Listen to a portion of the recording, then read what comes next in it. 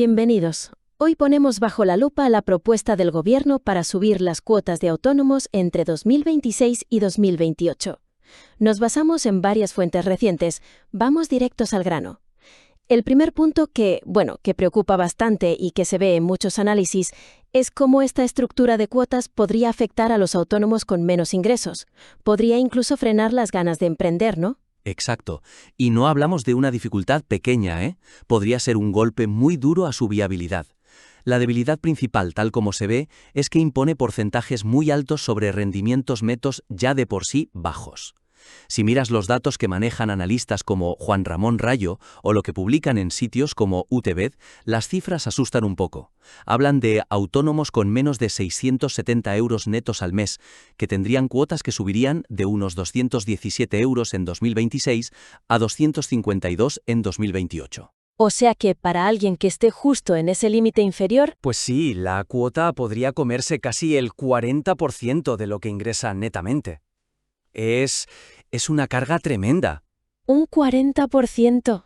Eso suena casi imposible de sostener para alguien que empieza o que tiene márgenes muy justos. Es como decir, mira, si no tienes un buen colchón, mejor no empieces. Justo eso. Como dice gente como el Socas, con estas cifras, mantener un pequeño negocio o empezar una actividad profesional o hacer trabajos esporádicos se vuelve una misión casi imposible. Y el efecto malo puede ser doble, no solo que no se creen nuevas actividades, sino que, y esto es grave, empuje a gente a la economía sumergida. Claro. Es que si darse de alta significa que te quiten tantísimo de lo poco que ganas, la tentación de quedarse al margen es enorme. Se ataca la viabilidad directa del autónomo con pocos ingresos. Entiendo. Entonces, frente a esta carga que parece asfixiante en los tramos más bajos, ¿qué alternativas hay? ¿Qué se podría hacer que fuera más justo o simplemente más viable? Pues la sugerencia más lógica, y que se oye bastante, es ir hacia un sistema de cuotas que sea progresivo de verdad, pero mucho más suave al principio, ¿no? Más escalonado en esos primeros tramos de renta. Es que es fundamental considerar umbrales de subsistencia, o al menos ayudas temporales para facilitar no solo el arranque, sino que esas actividades más frágiles puedan seguir adelante. No todo puede ser recaudar, hay que dejar que la base de cotizantes crezca y se mantenga. ¿Y eso cómo se podría hacer en la práctica? ¿Qué ejemplos concretos podríamos poner sobre la mesa? Bueno, se podrían barajar varias ideas, seguro que hay más. Una primera, muy directa. Establecer una cuota cero, o si no cero, pues algo simbólico muy bajo, no sé, 50 euros al mes, para autónomos que no lleguen al salario mínimo interprofesional con sus ingresos netos. Sería reconocer que por debajo de un nivel la prioridad es sobrevivir, básicamente. Exacto. Otra opción, que ya existió de alguna forma pero quizás se podría mejorar. Volver a poner una tarifa plana pero que sea de verdad atractiva, durante más tiempo, 2 o 3 años quizá, y que no dependa tanto de los ingresos del principio, para ayudar de verdad a arrancar. Y una tercera vía, que a lo mejor es más justa a largo plazo, pensar en que las subidas anuales de las cuotas, en los tramos bajos, no vayan ligadas a objetivos generales de recaudación, sino al crecimiento real de los ingresos de esa gente. Ah, eso es interesante. Claro, si sus ingresos no suben o suben poco, ¿por qué la cuota se tiene que disparar sin tener en cuenta su realidad? Hay que adaptar la carga a la capacidad real, sobre todo al principio. Entendido. Pasemos a otro punto crítico que también sale en los análisis. Hay dudas serias sobre si esta subida obligatoria de cotizaciones se va a traducir en mejores prestaciones futuras para los propios autónomos. Se cuestiona un poco la justificación del sistema en sí, ¿no? El retorno individual. Ahí has tocado un punto clave del debate, sí. La debilidad aquí es esa desconexión que cada vez se percibe más entre lo que se te exige pagar y lo que tú como autónomo puedes esperar recibir en el futuro. Acuérdate que hasta 2022 el autónomo tenía algo de margen, poco pero algo, para elegir su base. Ahora, con el sistema nuevo, basado en ingresos reales estimados, te imponen un pago ligado solo a esos ingresos. El problema es que no hay una garantía clara, ni se comunica de forma transparente que ese mayor pago forzoso se vaya a traducir directa y proporcionalmente en una mejora real de tus pensiones futuras o de tus prestaciones si te quedas sin actividad o te pones enfermo. O sea, que se percibe más como una medida para tapar agujeros generales del sistema que como una inversión real en la protección de cada autónomo, ¿no? Esa es la percepción que transmiten muchos análisis, efectivamente. Juan Lamón Rayo, por ejemplo, argumenta que esto puede ser una solución a corto plazo para que la seguridad social ingrese más, pero que a la larga agranda lo que él llama el agujero pensional futuro. ¿Por qué? ¿Porque se generan más derechos? Claro, porque al obligar a cotizar más, generas expectativas y derechos de pensión más altos para el futuro, pero sin una seguridad real de que el sistema, como un todo y a largo plazo, vaya a poder pagar esas promesas de forma justa para todos, sobre todo con la demografía que tenemos. Más allá de los cálculos, lo que se daña aquí es la confianza. Si el autónomo siente que su esfuerzo obligatorio se va a un saco común sin un retorno claro y garantizado para él, pues el pacto social implícito se resiente. La sensación que queda y que reflejan varias fuentes es que lo que prima es recaudar ahora, más que construir una protección social específica, proporcional y predecible para el autónomo. Se pierde ese vínculo, que ya era imperfecto antes, pero ahora más. Y frente a esa desconexión y esa posible falta de confianza, ¿qué modelos o ajustes se podrían hacer para reforzar ese vínculo, para que se vea más claro qué se recibe por lo que se aporta? Pues la sugerencia principal es buscar modelos que den más flexibilidad y sobre todo mucha más transparencia en esa relación entre lo que cotiza cada uno y las prestaciones que eso genera para ese autónomo en concreto. Se trata de recuperar, al menos en parte, esa sensación de control sobre tu propio futuro y que la relación esfuerzo-recompensa sea más directa y se entienda mejor. ¿Y cómo se podría hacer eso más tangible, esa mayor flexibilidad y transparencia? Hay varias vías, unas más fáciles de aplicar y otras que necesitan cambios más grandes. Una opción bastante factible, permitir que los autónomos, una vez que cubran esa base mínima obligatoria ligada a sus ingresos, puedan elegir voluntariamente cotizar por bases más altas. Ajá. Pero la clave es que esas aportaciones voluntarias extra tendrían un impacto directo calculado de forma clara y que se le comunique bien al autónomo sobre sus prestaciones futuras, su jubilación, su baja por enfermedad, etc. Otra posibilidad, que ya sería un cambio más de fondo pero que funciona en otros sitios como Suecia, sería estudiar en serio si se puede poner para los autónomos un sistema de cuentas nocionales. ¿Cuentas nocionales? ¿Cómo funciona eso explicado fácil? Pues, de forma simple, es como si tuvieras una cuenta virtual individual.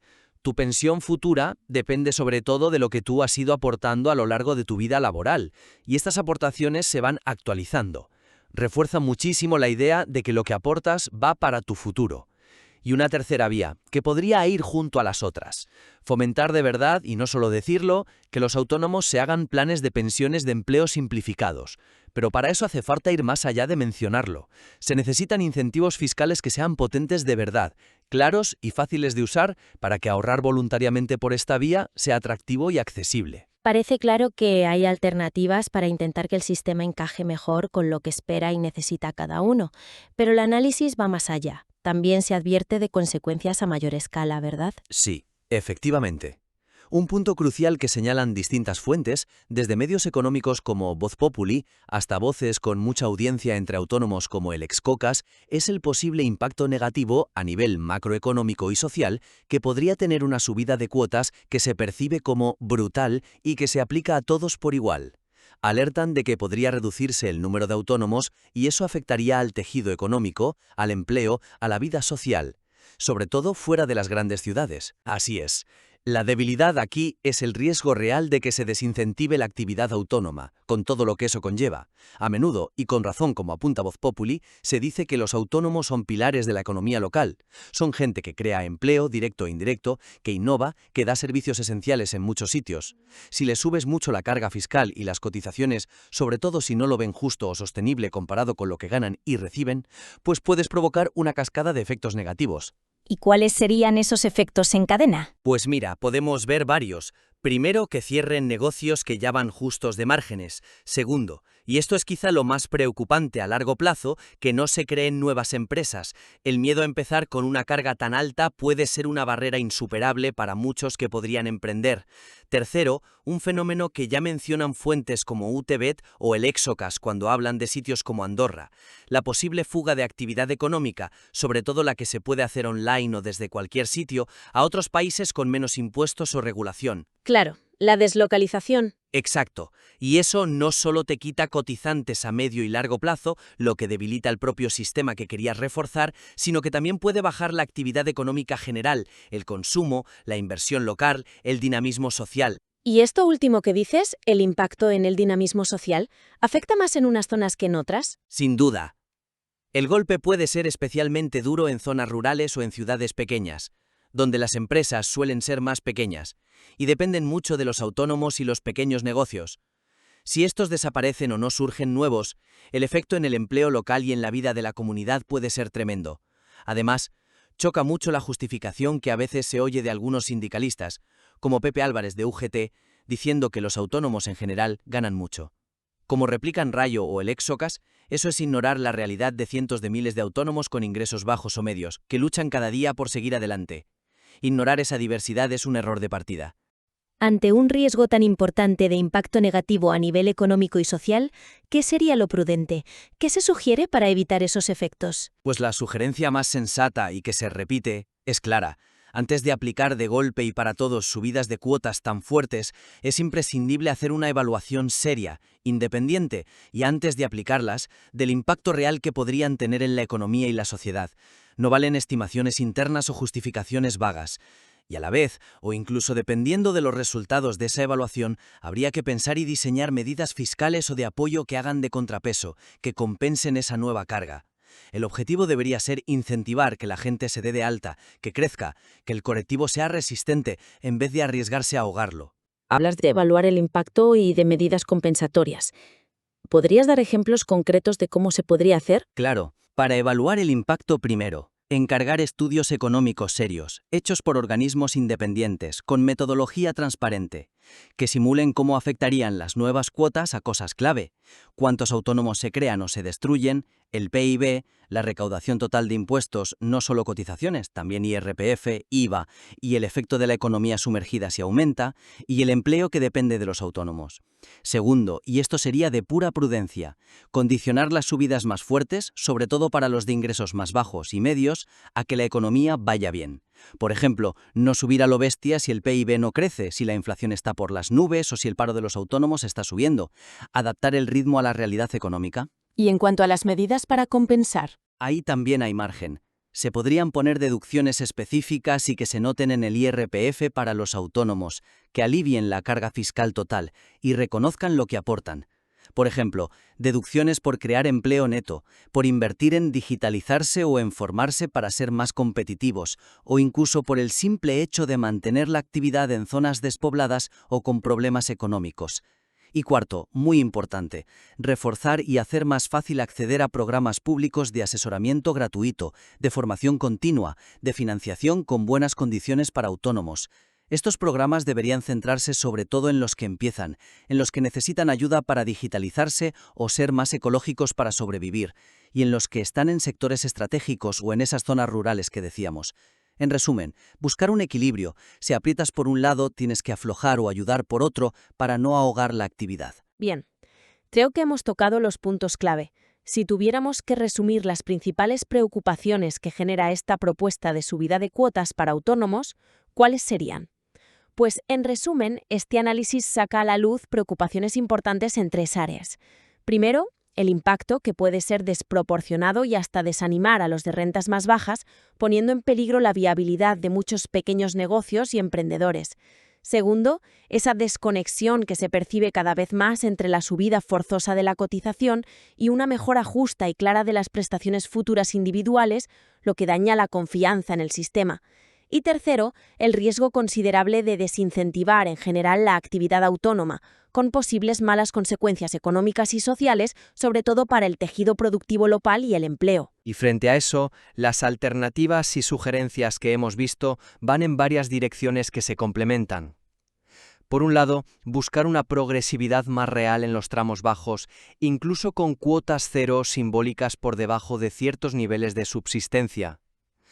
Por otro, meter más flexibilidad y transparencia en la relación cotización-prestación, ya sea dejando hacer aportaciones voluntarias con impacto directo, explorando sistemas más individuales como las cuentas nocionales y reforzando vías como los planes de empleo con incentivos de verdad.